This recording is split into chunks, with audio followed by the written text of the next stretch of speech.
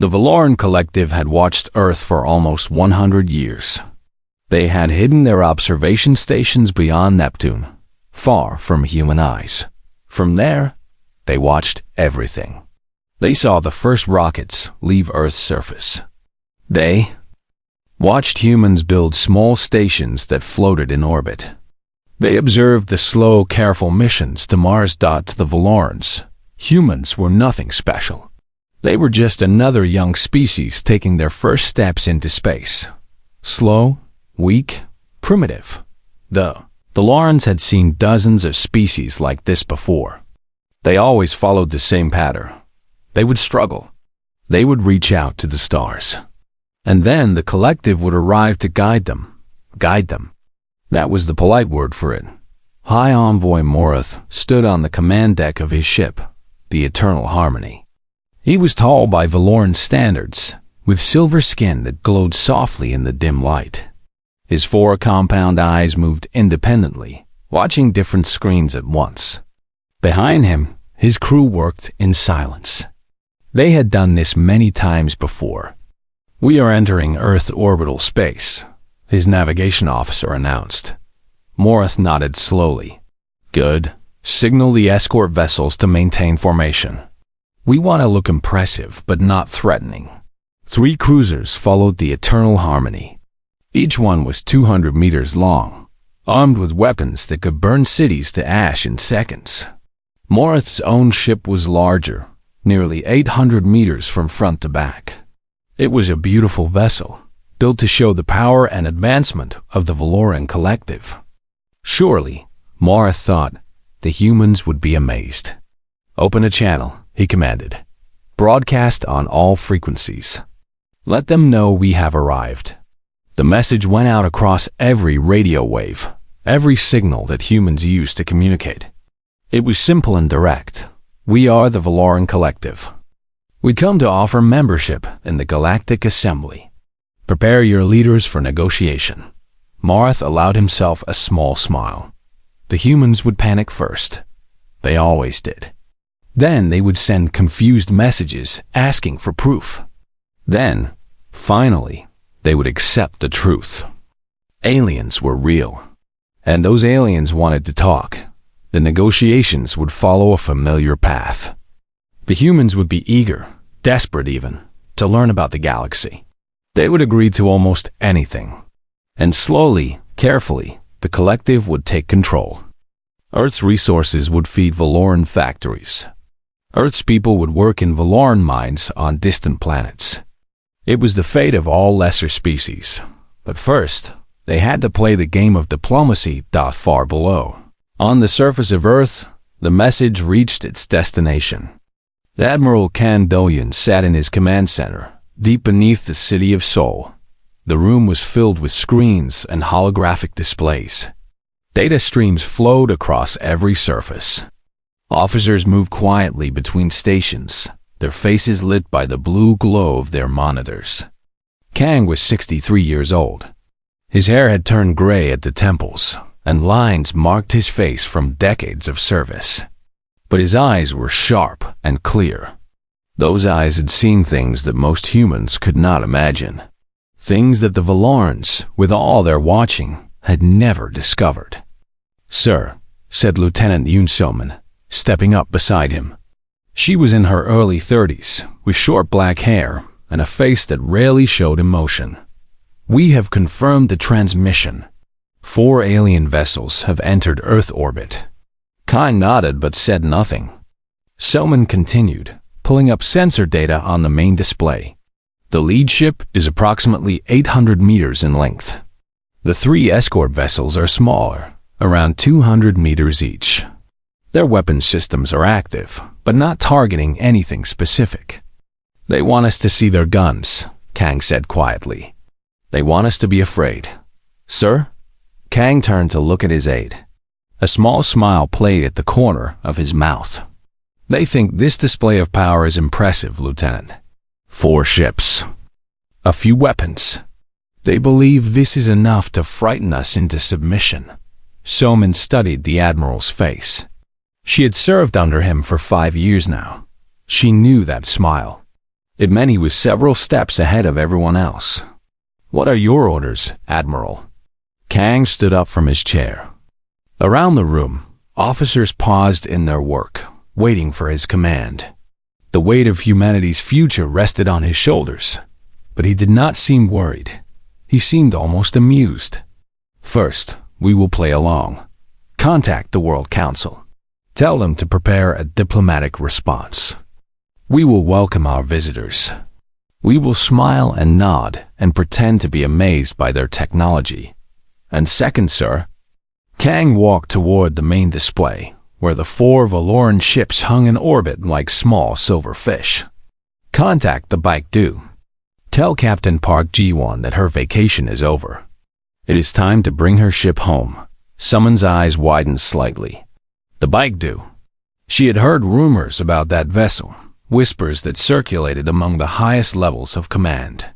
But she had never seen it. Few people had. "Sir, if we reveal the Baekdu to these aliens, then they will understand exactly what they are dealing with." Kang turned back to face her. His expression had grown serious. "For 100 years, we let them watch us. We showed them exactly what we wanted them to see. Now it is time to show them the truth." He returned to his chair and sat down heavily. The displays around him flickered with data from 1,000 sources. "The Valorans think they know humanity, Lieutenant. They have observed us, studied us, cataloged our little rockets and our tiny space stations. They believe we are children taking our first steps." Kang leaned forward, his eyes fixed on the alien ships. "They are wrong, and soon they will learn just how wrong they are." In orbit, High Envoy Morith waited for humanity's response. He expected fear. He expected confusion. He expected the desperate pleas of a primitive species facing forces beyond their understanding. He received a polite message, welcoming the Valoran delegation to Earth and suggesting a summit meeting on humanity's orbital platform. Morith was pleased. Everything was going according to plan. He had no idea that his plan was about to be destroyed completely. For 3 days, Earth performed a careful dance. Politicians appeared on television screens across the world. They spoke of peace and cooperation. They talked about the exciting opportunity to join a galactic community. Scientists gave interviews about what alien technology might teach humanity. Everyone smiled. Everyone seemed excited, and perhaps a little nervous, thought it was all a lie. A beautiful, carefully crafted lie. High Envoy Morith watched the human broadcasts with satisfaction. His translation systems converted every word into Valoran language. He studied the faces of human leaders, looking for signs of fear or desperation. He found plenty of both. "They are behaving exactly as expected," his advisor said. The advisor was named Toril, a younger Valoran with darker silver skin. "Their leaders are already discussing terms. They seem eager to please us." Morith nodded slowly. "Of course they are. They understand their position. A small planet. Primitive technology. No knowledge of what lies beyond their solar system. They know they need us." "The summit is arranged for tomorrow," Toril continued. "Their leaders will meet us on their orbital station. Should I prepare the assessment teams?" "Yes. Once the summit concludes, we will need to evaluate their infrastructure, industrial capacity, population distribution, resource locations." Morith paused, his 4 eyes focusing on a map of Earth. "This is a rich planet. The collective will benefit greatly from its integration." Toril bowed his head. "I will make the preparations, High Envoy." Morith dismissed him with a wave of his hand. Everything was proceeding according to plan. In a few days, humanity would sign away their independence. In a few months, Valoran ships would begin harvesting Earth's resources. In a few years, human workers would fill collective minds across a dozen star systems, thought it was the natural order of things. The strong guided the weak. The advanced lifted up the primitive. That was how the galaxy worked. But Morith did not know about the ship that was all ready. moving toward Earth. Far beyond the asteroid belt, past the orbit of Jupiter, the darkness of space rippled. Something massive was traveling through that darkness. Something that the Valorans had never detected in all their years of watching. Captain Park Ji-won stood on the bridge of the UEC Baekdu. She was 41 years old, small in height but solid in build. Her black hair was cut short for practical reasons. Her dark eyes held a weight that came from seeing too much death and making too many hard decisions. The bridge around her was enormous. It stretched nearly 200 meters from one end to the other. Hundreds of officers worked at stations that lined the walls. Holographic displays floated in the air, showing data from every system on the ship. And the ship itself was beyond imagination. The Baekdu measured 47 kilometers from bow to stern. It was not a ship in the normal sense. It was a mobile fortress, a flying city, a weapon of war so powerful that it had ended conflicts before they began, simply by appearing. "Captain," said Ensign Han Yuri from the navigation station. She was young, barely 22, with a round face and nervous energy. "We are clearing Jupiter's shadow now. At standard thrust, we will reach Earth in 14 hours. Ji-won shook her head. "Standard thrust will not be necessary, Ensign." Lieutenant Commander Cho Tae-sik, the executive officer, looked up sharply. He was a tall man with broad shoulders and a scar that ran across his left cheek. "Captain, we are not using the fold drive?" "We are using the fold drive." Silence fell across the bridge. Every officer stopped working. Every eye turned toward the captain. Tae-sik stepped closer, lowering his voice. "Captain, if we use the fold drive this close to Earth, the aliens will detect it. They will see our arrival. They will know. They will know exactly what we want them to know." Ji-won met his eyes calmly. "Those are the orders from command. Admiral Kang wants the Valorans to see us coming. But the fold drive is our greatest secret. We have hidden it for decades. If the galaxy learns that humanity can cross star systems in minutes, then the galaxy will learn to respect us." Ji-won turned away from her executive officer. A voice carried across the entire bridge. "All hands, this is the captain speaking. Prepare for fold transition. Destination, Earth orbit. Arrival time, 6 minutes." The officers scrambled to their stations. Alarm lights began to pulse softly. Deep within the Baekdu, engines that bent the fabric of space itself began to warm up. Tae-sik remained standing beside the captain's chair. "This will change everything," he said quietly. "Yes," Jaewon agreed. "It will." She pressed a button on her chair. "Engineering status report." A voice crackled back through the speakers. "Fold drive at 90%, Captain. We will be ready in 2 minutes." "Good. Weapons, bring all systems to standby. I do not expect a fight, but I want those Valoran ships to see exactly what we are carrying." "Understood, Captain." Ji-won leaned back in her chair. Through the forward view screen, she could see the distant light of the sun. Earth was out there, somewhere, with 4 alien ships hanging over it like predators waiting to strike. But the predators were about to learn that they were not at the top of the food chain. "Fold drive ready, Captain." Ji-won nodded once. "Execute." Space itself seemed to bend and twist. The stars stretched into long lines of light. The Baekdu shuddered as forces beyond normal physics took hold of its massive frame. And then, in less time than it took to draw a breath, the ship was gone. In orbit around Earth, High Envoy Morath was reviewing documents for tomorrow's summit. He had no warning. No advance notice. No time to prepare. One moment, the space near Earth was empty except for his 4 ships. The next moment, it was not. The sensor officer screamed first. High Envoy Morath had never heard a Valoran scream before. His species was known for their calm nature. They did not panic. They did not lose control. They had built an empire across thousands of star systems through patience and careful planning. But the sound that came from the sensor station was pure terror. Contact! Contact appearing in local space. The officer's 4 eyes were so wide that they seemed ready to fall out of his head.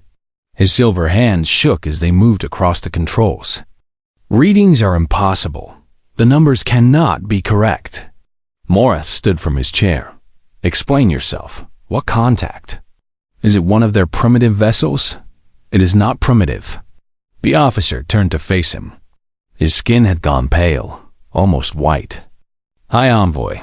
I do not know what it is. Morath strode across the bridge to the sensor display. Around him, other officers had stopped their work. They stared at their screens with expressions of confusion and growing fear. Then Morath saw the readings, and his blood turned to ice.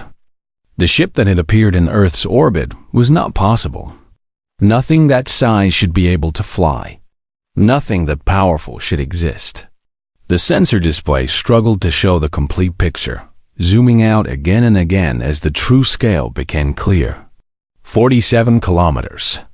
The alien vessel was 47 kilometers long. Morath's flagship, his beautiful Eternal Harmony, was barely 800 meters.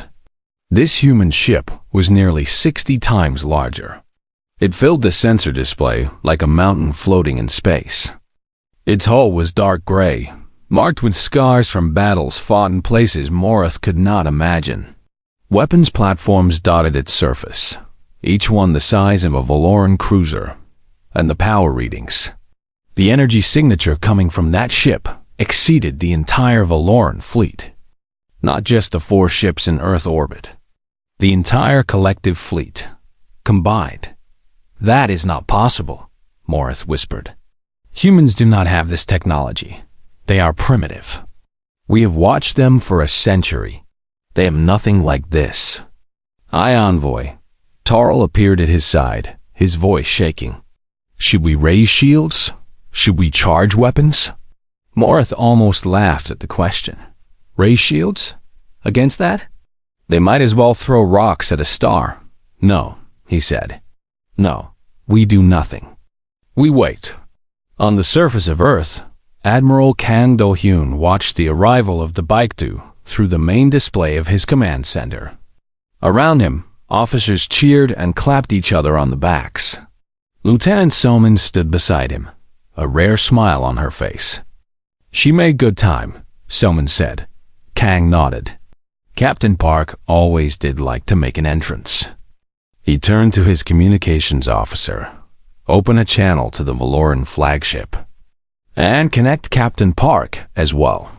I think it is time for a conversation. The holographic display split into 2 images. On the left side, High Envoy Morath's face appeared. His silver skin was pale. His 4 eyes moved nervously. On the right side, Captain Park Ji-won looked calm and composed, standing on the bridge of the most powerful warship ever built. High Envoy Morath, Admiral Khan began. His voice was polite but firm. I hope your stay in our solar system has been comfortable so far. Morath opened his mouth, but no words came out. He tried again. What? What is that ship? Ah, yes. Allow me to introduce the UEC Baekdu.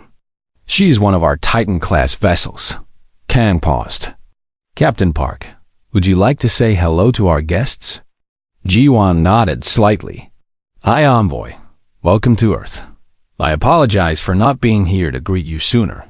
I was on patrol near the outer colonies and had to travel some distance to return. Patrol? Morath's voice cracked. Outer colonies? Humans do not have colonies. You have barely reached Mars. We have reached many places, High Envoy. Admiral Kang stepped forward, his image filling more of the display. I think perhaps we should restart our negotiations. But this time, with a more accurate understanding of our positions. Morath stared at the humans with complete confusion. For 100 years, the collective had watched Earth, They had counted every rocket launch. They had mapped every satellite. They had recorded every clumsy step humanity took into space. None of it had shown anything like this. "You hid this from us," Morris said slowly, understanding beginning to dawn. "All those years of observation. All those primitive rockets and tiny stations. It was all a trick." "Not a trick," Kang replied. "A test. We wanted to see how you would approach us. We wanted to know if you came in peace or with other intentions. And if we had come with hostile intentions?" Kang's expression did not change, but his eyes grew cold. "Then this conversation would be very different, High Envoy, and much shorter." Morris felt the truth of those words in his bones. The massive ship hanging in orbit was not just a display of power. It was a promise, a warning. Humanity was not prey to be hunted. They were predators who had simply chosen to hide their teeth. "I think," Morris said carefully, "that we need to talk." "Yes," Admiral Kang agreed. "We do. But not on your terms anymore, High Envoy. This time, we talk as equals." In the cold void of space, the Baekdu held its position. Its weapons remained powered but silent. Its crew waited for orders. And across the solar system, 12 more Titan-class ships received the signal that the game had changed. Humanity was done hiding. High Envoy Morris demanded answers. He got them. The meeting was held aboard the Baekdu in a conference room larger than the entire bridge of Morris's flagship. The walls displayed star maps that the Valoran Collective had never charted. Symbols marked human colonies on worlds that should have been empty. Morris sat on one side of a long table, alone except for his advisor Toro. On the other side sat Admiral Kang, Captain Ji-won, and Lieutenant Soman. Behind them stood officers from different commands, their uniforms showing ranks and divisions that Morris did not recognize. "You lied to us," Morris said. There was no anger in his voice, just confusion. Deep, painful confusion. "We showed you what you expected to see," Admiral Kang replied calmly. "Your observation posts were discovered 37 years ago. We could have destroyed them. Instead, we let them continue watching. Why?" Kang leaned back in his chair. "Because we wanted to know who was watching. And we wanted to know why. When your ships finally arrived, we hoped they came in peace. And if they had not?" Captain Ji-won answered this time. "Then we would have destroyed them. All 4 vessels. In less time than it takes to speak a sentence." Morris believed her. Looking at the data now displayed on the conference room walls, he had no choice but to believe. "You asked for explanations," Admiral Kang said. "Very well. I will give you the truth." He pressed a button and the wall displays changed. They showed a timeline stretching back decades, marked with dates and events that rewrote everything Morris thought he knew. Humanity achieved faster than light travel 63 years ago. Not the full drive you saw today. That came later. But a slower method, using something we call the skip jump. It was enough to reach nearby stars within months instead of centuries. Morris stared at the dates. 63 years. The collective had been watching Earth for almost 100 years. They should have seen this development. They should have detected the ships leaving the solar system. "How did you hide this from us?" "We built our shipyards far from Earth," Kang explained. "In the outer reaches of the system. In asteroid fields. In places your sensors did not think to look. Every skip jump was calculated to avoid your observation posts. Every ship was ordered to maintain silence when passing through monitored space. But surely we would have noticed something. Energy signatures, communications, something." Lieutenant Soman spoke up. "You were looking for primitives, High Envoy. You expected chemical rockets and radio signals. You were not looking for quantum-encrypted communications or antimatter reactors. Our technology did not match your expectations, so your sensors filtered it out as background noise. Morath closed his eyes. It was so obvious now. The collective had made the same mistake the countless species made. They had assumed they were superior. They had assumed that any species less advanced than them would behave in predictable ways. And that assumption had blinded them completely. "Tell me about the ships," he said finally. "Tell me about the battles." Captain Jiwan nodded. She pressed her own button, and the displays changed again. Now they showed recordings. Actual footage from actual battles fought in star systems far from Earth. "The Krethian Dominion," Jiwan began. "They encountered our colony on Kepler 442b 15 years ago. They were a warrior species, aggressive, expansionist. They arrived with 200 warships and demanded our surrender. The footage showed massive alien vessels, shaped like blades, surrounding a small human colony. Then, it showed what happened next. Human ships dropped out of skip space. Dozens of them. Titan-class vessels, smaller destroyers, fast attack craft. The battle was not close. It was not a struggle. The Krethian fleet was torn apart in hours. Ships exploded. Formations collapsed. In the end, only 3 Krethian vessels escaped to tell their people what had happened. "The Krethian Dominion no longer exists," Jiwan said quietly. "They tried to attack 3 more of our colonies after that first battle. Each time, we destroyed their fleets. Eventually, we traced their attacks back to their home systems. We gave them a choice, peace or destruction. They chose destruction. They chose to fight. We respected their choice." Jiwan's voice held no pride, no satisfaction. "We destroyed their military capacity. Their civilization collapsed without their warrior class to lead them. The survivors scattered across the galaxy. The footage changed. Different aliens, different battles. The same outcome. The Centauri Hive attempted biological warfare against our station at New Sol," Admiral Khan continued. "They released a virus designed to kill humans. It killed 47,000 of our people before we developed a cure." Morath saw the footage of the response. Human ships arriving at a planet covered in organic structures. The hive world of the Centauri. Then the bombardment began.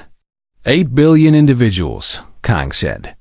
"We are not proud of this action. We debated it for months, but the Centauri made it clear they would never stop attacking us. They saw humans as food, nothing more. We gave them the chance to change. They refused. The planet in the footage burned. Oceans boiled. Continents cracked. When the bombardment ended, nothing remained alive." "You killed an entire species," Morris said. "We survived." Kang's voice was hard. "That is what humanity does. We survive.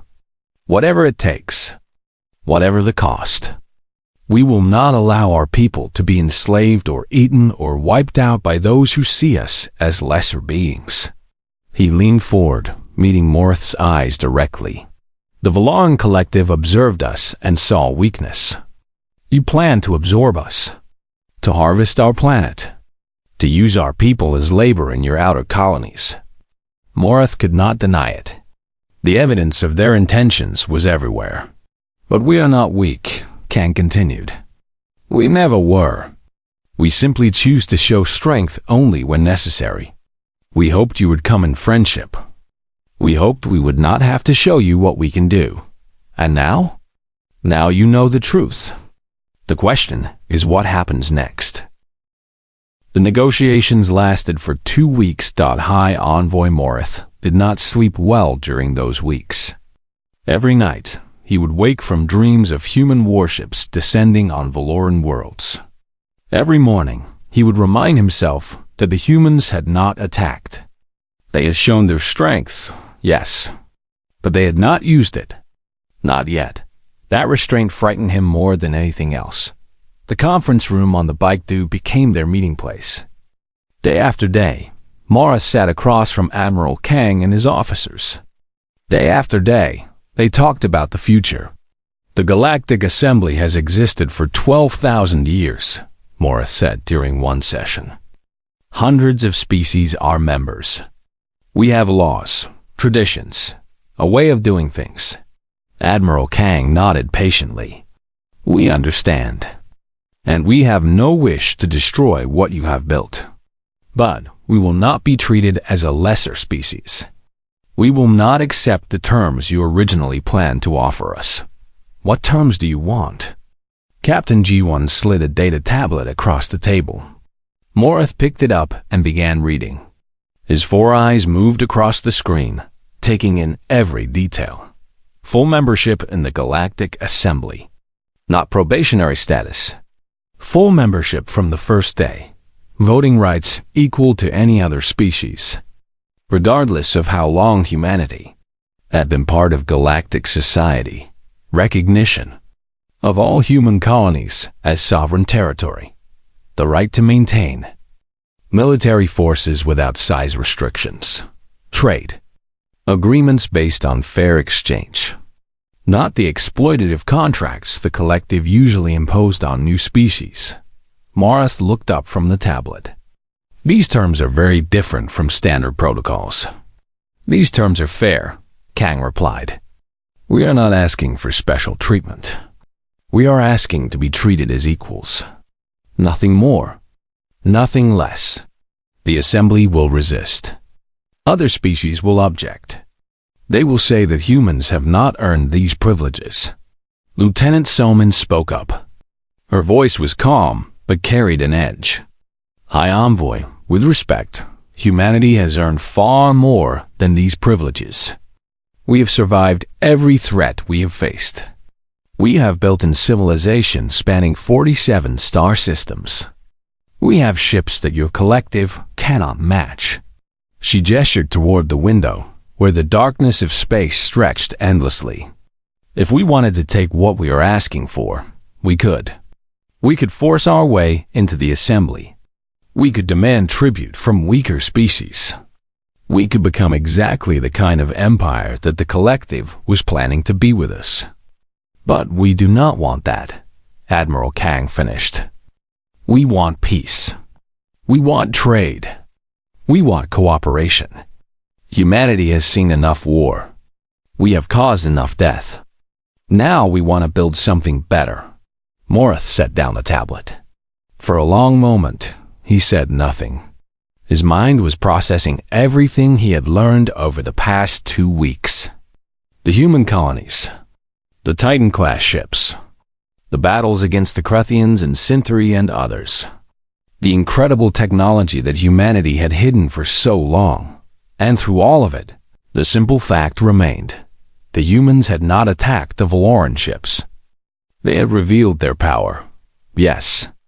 They had made their strength clear. But they had not used violence when violence would have been easy.